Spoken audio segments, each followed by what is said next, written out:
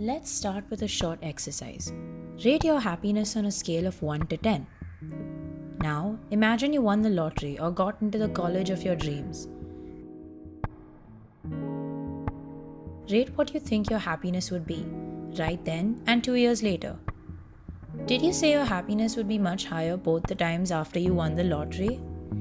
Well, you may have overestimated it, because according to the principle of hedonic adaptation, people who win the lottery tend to return to roughly their original levels of happiness after the novelty of the win has worn off.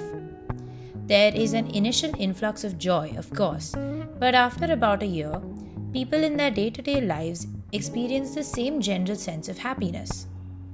Basically, no matter how much you believe that grade or gift or college would make you happier for the rest of your life, chances are you will return to the same level of happiness you were at least before that event.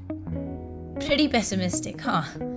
It's called the principle of hedonic adaptation, and it basically says that we quickly return to a stable level of happiness despite major recent positive or negative events or life changes.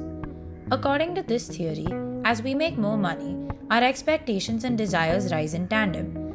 This then results in no permanent gain in happiness. So, does that mean we're stuck with the same level of happiness for the rest of our life? Well, not necessarily. There are ways to maximize the happiness out of every experience, ways to thwart hedonic adaptation. Here are two of the simplest ways to make sure you're as happy as possible in your life. The first way to make sure you can thwart hedonic adaptation is to experience a sense of gratitude. The simple act of noting the things you are grateful for can have a huge effect on your overall well-being. For example, a famous paper by Emmons and McCullough asked people to list down 5 things that they were grateful for once a week for a few weeks, and compared their level of happiness to a group of people only asked to list down 5 events. It turns out the people that wrote about being grateful saw their happiness increase far more than the people that didn't write about being grateful.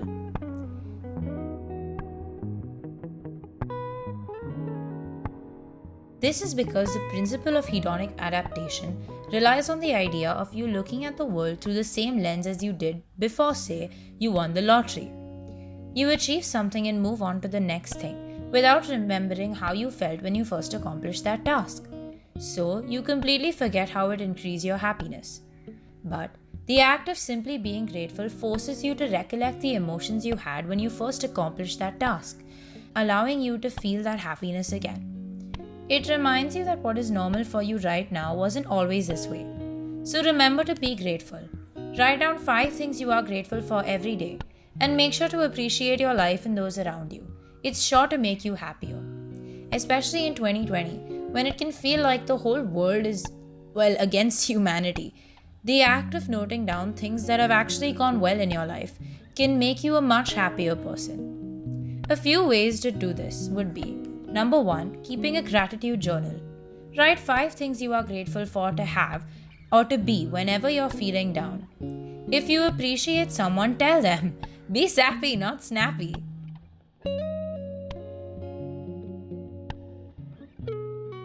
Savor each experience you have to the fullest. Be excited, be mindful during the experience.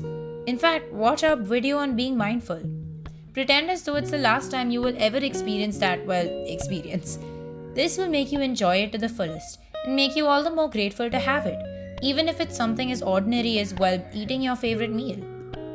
The second way to thwart hedonic adaptation is filling your day with small gratifications. Another reason for hedonic adaptation is routine. As that grade, that experience, or that college becomes more and more a part of your life, it's difficult for your brain to keep it fresh and new and exciting for you. After all, every task is exciting when you first try it, but after a few years, it may definitely get boring.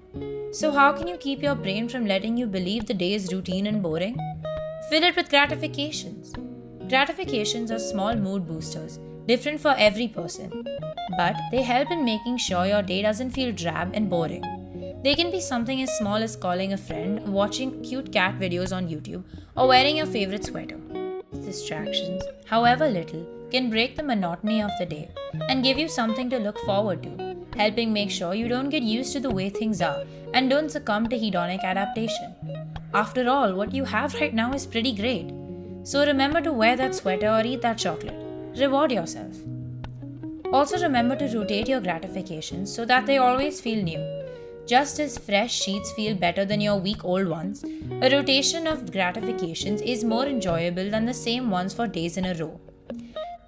In 2020 especially, with most of us being mostly stuck at home, the practice of adding small gratifications to your day break the boredom that comes with sitting at home, of not having a constantly changing environment, which lets you become a happier person, regardless of whether or not you won the lottery.